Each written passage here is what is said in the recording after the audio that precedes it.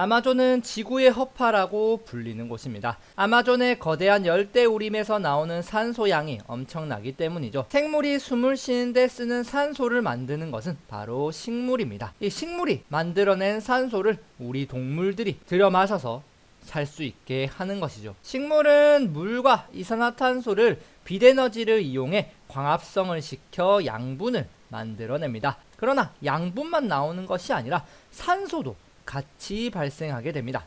즉 광합성이란 물과 이산화탄소가 빛에너지에 의해 합쳐져서 양분과 산소를 만드는 과정인 것이죠. 자, 정말로 광합성을 해서 산소가 발생하는지 확인하는 실험이 있습니다. 이렇게 물이 든 시험관에 검정말을 넣어놨습니다. 그리고 이 시험관을 물이 든 비커에다가 거꾸로 넣어두는 것이죠. 어떤 그림인지 아시겠습니까? 자, 이렇게 실험 장치를 설치한 후에 빛을 쏘아줍니다. 자, 빛을 쏘아주게 되면 이 안에 있는 검정말이 광합성을 일으킬 것입니다. 자, 그리고 시간이 흐르면 어떤 일이 일어나냐 하면, 시간이 흐르면 이 위쪽에 빈 공간이 있죠. 여기 선생님이 색칠한 이 빈 공간이 이렇게 더 커지게 됩니다. 원래 이 정도 높이였던 빈 공간이 더 커지게 되고 물의 높이는 낮아지게 되는 것이죠. 즉 시험관의 물 높이가 낮아지는 결과가 나옵니다. 그 이유는 검정말이 광합성을 하면서 어떤 기체를 발생시켰기 때문입니다. 어떤 이 기체가 이 빈 공간에 들어가면서 이 빈 공간에 기체가 같이 들이차면서 점점 공간이 넓어지는 것이죠. 즉 검정말에서 기체가 차면서 이 물의 높이가 낮아지면서 여기 빈 공간의 크기가 커지게 된 것이죠. 만약 우리가 이때 발생한 이 기체를 어떻게 빼내어서 성냥불을 붙여주면 불이 활활 타오르는 것을 볼 수가 있습니다. 불을 활활 타오르게 할 수 있는 것은 바로 그것이 산소라는 증거가 됩니다. 불이 타기 위해서는 산소가 반드시 필요하기 때문이죠. 그래서 광합성 후에 산소가 발생했다는 것을 알 수 있는 실험이 바로 이 실험입니다. 자, 이번에는 광합성 후에 생성된 양분이 무엇인지 알아보도록 하겠습니다. 양분도 사실 종류가 다양한데 양분의 종류에는 탄수화물도 있을 수 있고 지방일 수도 있고 단백질일 수도 있습니다. 과연 광합성 후에는 이 세 가지 중에 무엇이 나오게 될까요? 바로 광합성 후 생성되는 양분은 포도당이라는 녀석입니다. 이 포도당이 어떤 양분이냐 하면 바로 탄수화물의 일종입니다. 즉 광합성 후에 생성되는 양분은 포도당이라는 탄수화물이고, 식물에서는 이 포도당을 여러 개 만든 다음에 그것을 합쳐서 녹말이라는 양분으로 변화시킵니다.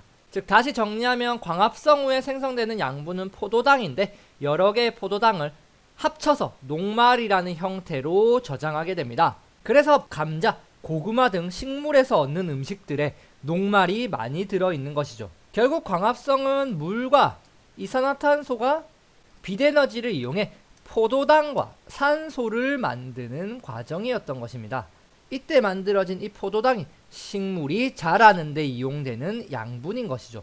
그리고 한 가지 더 알아둘 것은 식물에서 광합성이 일어나는 장소는 엽록체라는 곳입니다. 자, 이 엽록체가 어디에 많이 있냐면 잎에 많이 있는 것입니다. 잎을 현미경으로 들여다보면 식물의 세포 속에 이렇게 녹색의 알갱이들이 있는 것을 볼 수가 있죠.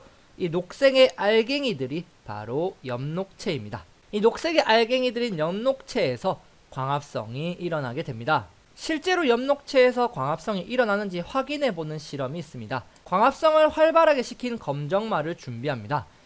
자, 이 검정말에서 잎을 떼낸 후 현미경으로 관찰을 한번 해보는 것이죠. 자, 현미경으로 관찰하면 이렇게 녹색의 엽록체들을 볼 수 있습니다.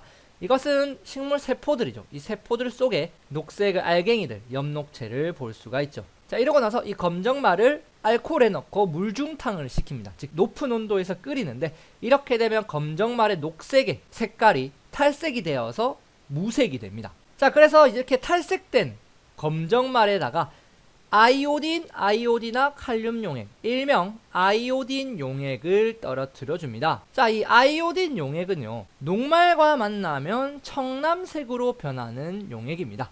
즉 녹말과 만나게 되면 색깔이 변해요. 지금 끓인 이 검정말 잎은 색깔이 없는 무색입니다. 그런데 만약에 이 검정말에 녹말이 들어있다면 아이오딘 용액을 떨어뜨린 검정말은 청남색으로 변해야 합니다. 자, 어쨌든 이렇게 아이오딘 용액을 검정말에 떨어뜨려 준 후에 현미경으로 관찰을 하면 이렇게 청남색으로 변한 엽록체를 확인할 수가 있죠. 즉 실험은 좀 길었지만 결국 어떤 실험입니까? 녹색의 엽록체에다가 아이오딘 용액을 떨어뜨리니 청남색으로 바뀌는 실험을 본 것이죠. 왜 바뀐 것입니까?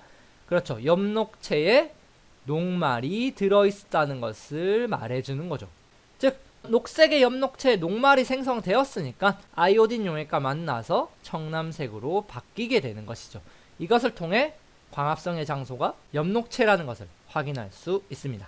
그래서 엽록체에서 광합성이 일어난 것을 확인할 수 있고, 광합성에 의해서 포도당이 생성되고 이 포도당이 합쳐져서 녹말이 만들어지는 것을 확인할 수 있습니다.